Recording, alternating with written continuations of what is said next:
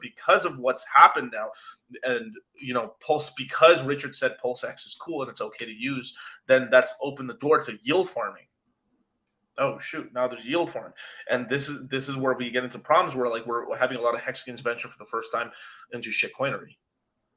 And it is we're heading into a little bit of a dangerous territory where, like, I mean, the RHMaximalist side, there's actually kind of a cool thing where there's a safe way to do it. And then what'll end up happening, a lot of people are going to end up kind of falling for a lot of stuff. And the main thing is what's going to happen is there's a lot of airdrops. Now, we've been lucky that a lot of the airdrops have happened for Hex have been generally very okay, not bad. They had no stealing of money, but it's very possible one day there's going to be an airdrop and people are going to lose their wallets. And it's like, oh shoot. And this is kind of like what's going on. So a person that's not paying attention might just be like, every airdrop's free money. Haha, I get to sell it. This is kind of what ended up originally happening to a lot of Bitcoiners. Bitcoiners were getting a lot of airdrops back in the day. And then I think people kind of went away from it outside of like, as kind of like an entry sort of fee, like sort of like how we gave a bunch of free Hex over to Bitcoiners in the beginning. What a lot of people do, they just end up selling the coin for more Hex, which is fine and stuff like that. But for airdrops, it's just one of those things.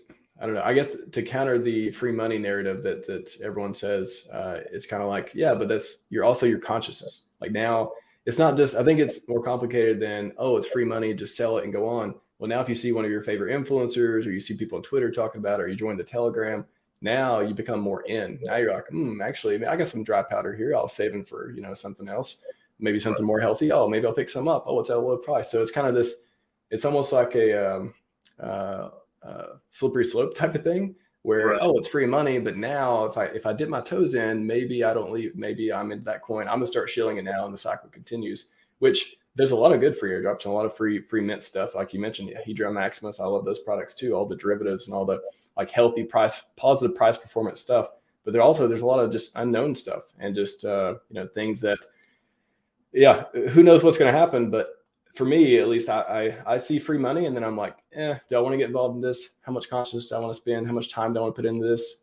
How is it a priority of everything else going on? And if I lose $100, that's a drop in the bucket of what I feel like I can make spending my time and energy on stuff that I know that's going to be around and be awesome.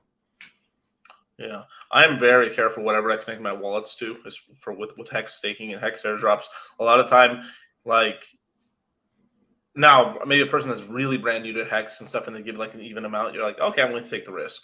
But for people who built up a bag over a long period of time and made a bunch of ladders and stuff, it's like pretty dangerous as well.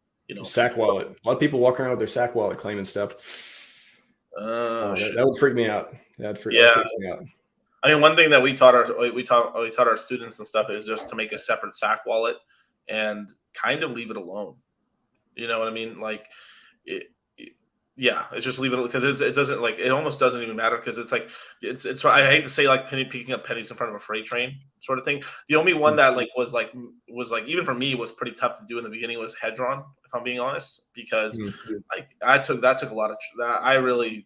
I waited until damn near the 11th. I pretty much claimed almost at the end of the 10x bonus going away into the 10x, like that close into it, just because I was I was trying to be that careful. I was like, well, everyone else pretty much shot themselves in the face. Now if this goes bad, all right. I'm not going to be alone in this misery if this happens. Yeah, if this happens to me, man, we're all down bad. Crypto coffee down bad. I mean that's kind of the way I see it too. I will wait. If somebody was talking about there's new airdrop recently of a coin that a lot of people like, and I was, I see it, I recognize it, and then I'm like, okay, maybe I'll wait a little bit. Let's get other people talking about it. Let's see a bunch of streamers make videos on it, and then maybe people that I trust their judgment or otherwise. Okay, maybe I'll get in now. And especially if it's an airdrop that you don't need to be first on, or you don't need to like claim immediately, or if you got time for a 10x bonus, then have that discipline, like put it in the side, like not, and like I said, try not to use your sack wallet, because that was, I think that's the definition of picking up pennies in front of a freight train, is like using your sack wallet for airdrops that are just like, you don't even need it. Like, why do you need it? Like, what are you going to risk your PulseChain and your PulseX for something that, which one's a priority in life? So, hey man, this PulseX stuff's the future, is future, but I need money today, sir. So I'm willing to risk it on. I need my $100. You know, I need my $100 now. Okay, I got bills. I got cigarettes and stuff.